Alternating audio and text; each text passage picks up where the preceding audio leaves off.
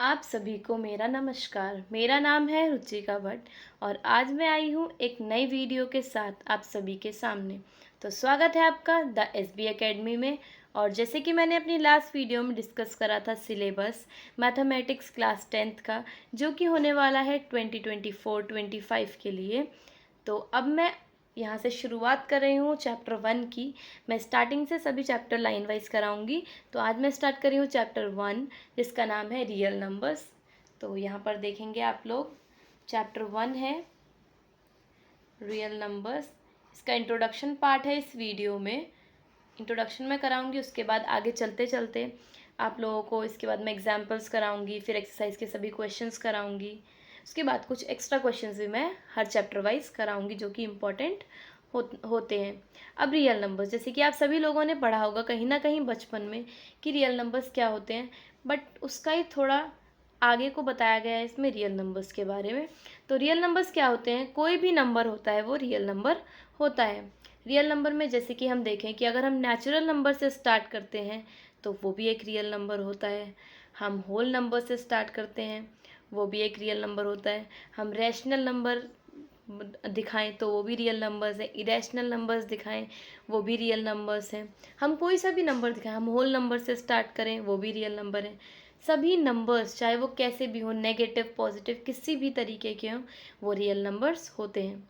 तो यहाँ पर मैंने इंट्रोडक्शन पार्ट बनाया है, तो ये लिखा है इंट्रोडक्शन, और यहाँ पर मैंने हेडिंग दी हुई है रियल नंबर्स।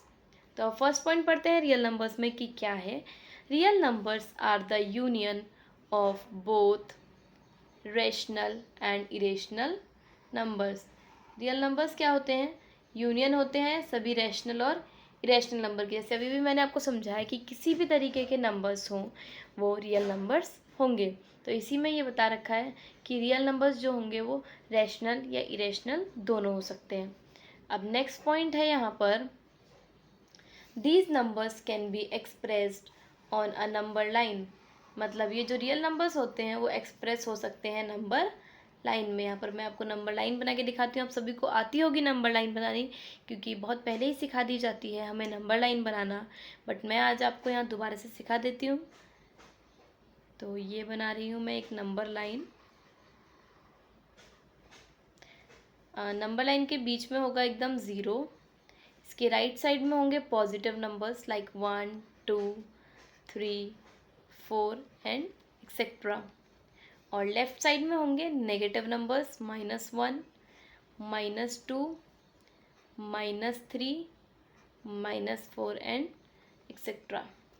अब थर्ड पॉइंट में बताया गया है that these numbers can B both positive and negative. मतलब ये नंबर्स दोनों हो सकते हैं, पॉजिटिव भी हो सकते हैं और नेगेटिव भी हो सकते हैं। जैसे कि अभी मैंने बताया था कि किसी भी तरीके के नंबर्स हो, इंटीजर हो, कुछ भी हो, वो होते हैं रियल नंबर्स। तो रियल नंबर्स पॉजिटिव भी हो सकते हैं, नेगेटिव भी हो सकते हैं। तो अभी तक हमने क्या पढ़ा कि रियल नंबर्स यूनियन होते हैं रैशनल और इरेशनल नंबर के। इनको हम नंबर लाइन में भी एक्सप्रेस कर सकते हैं, और ये दोनों ही होते हैं, पॉजिटिव नंबर्स भी हो सकते हैं और नेगेटिव नंबर्स भी हो सकते हैं। अब हम आगे चलते हैं अपनी नेक्स्ट स्लाइड पे। यहाँ पर दिखाया गया है fundamental theorem of arithmetic.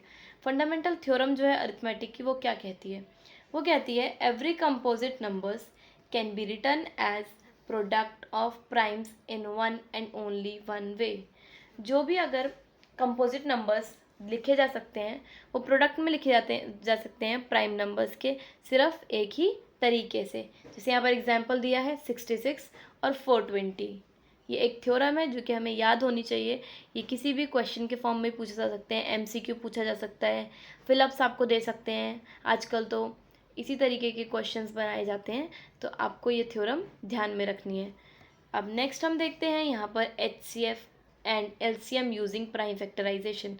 Prime factorization को यूज़ करके किस तरीके से HCF और LCM हमें फाइंड आउट करना है। तो यहाँ पर मैंने एग्जाम्पल में ले रखे हैं दो नंबर्स, एक नंबर है 66, एक नंबर है 420। मैंने पूरी स्लाइड में इन्हीं दो नंबरों को एग्जाम्पल में ले रखा है।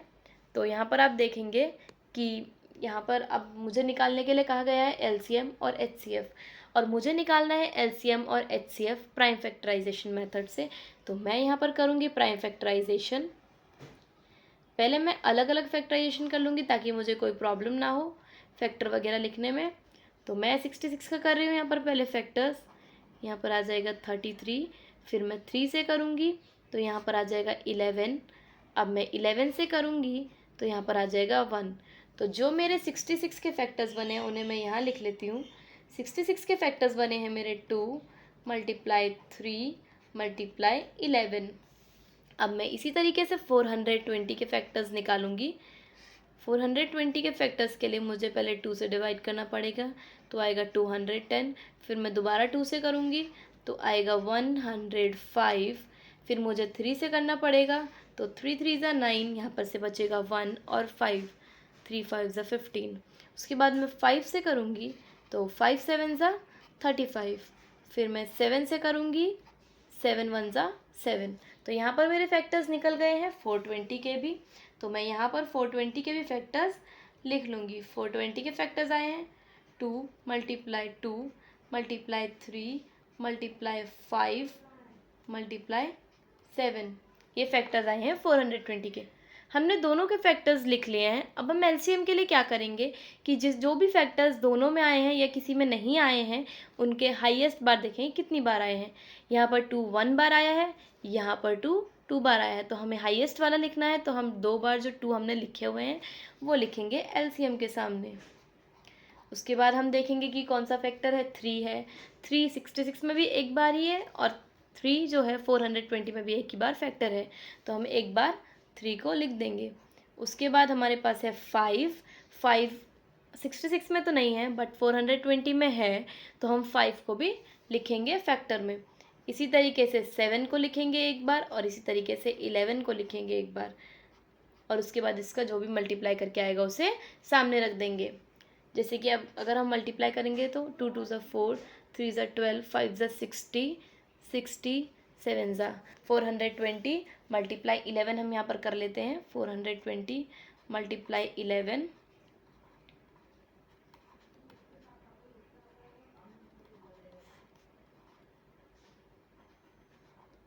तो यहाँ पर मेरा आ रहा है 4620। तो यहाँ पर एलसीएम बना 4620।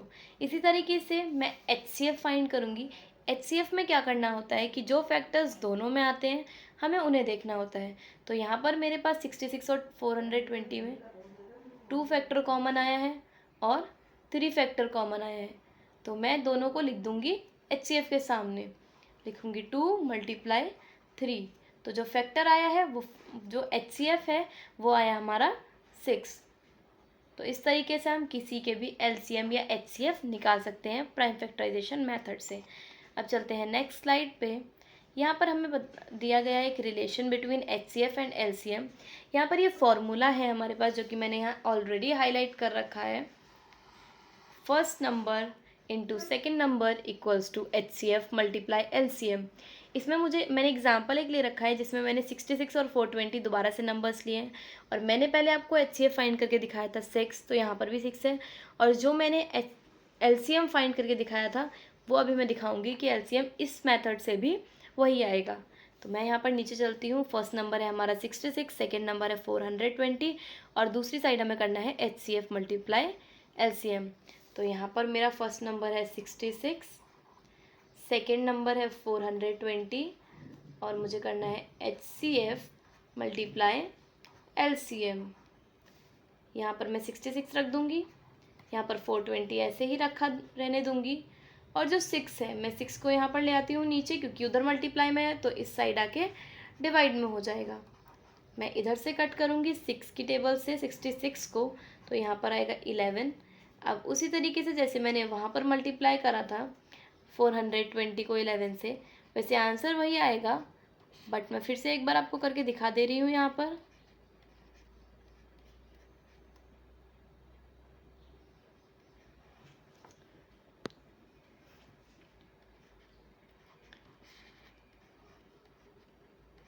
तो यहाँ पर आपको दिख रहा होगा कि एलसीएम सेम टू सेम आया है जो हमारा पीछे आया था। तो इस तरीके से भी अगर हमें 3 चीज़ें दी हुई हो गिवन हो तो हम चौथी चीज़ को अपने आप आराम से निकाल सकते हैं। तो ये था एक्सरसाइज 1.1 का इंट्रोडक्शन। तो आपको कैसा लगा कमेंट करके ज़रूर बताएं। और अगर आपका कोई भी डाउट हो तो आप कमेंट सेक्शन में डाउट को डाल सकते हैं, और या फिर आप इंस्टाग्राम हैंडल पे भी मुझसे अपने डाउट्स क्लियर कर सकते हैं। मैं अपना इंस्टाग्राम हैंडल लिख देती हूँ नीचे लास्ट में। मेरा इंस्टाग्राम हैंडल है @the_s.b.academy।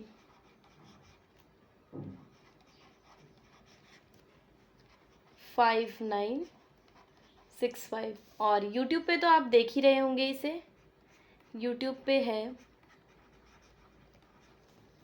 the_s_b academy।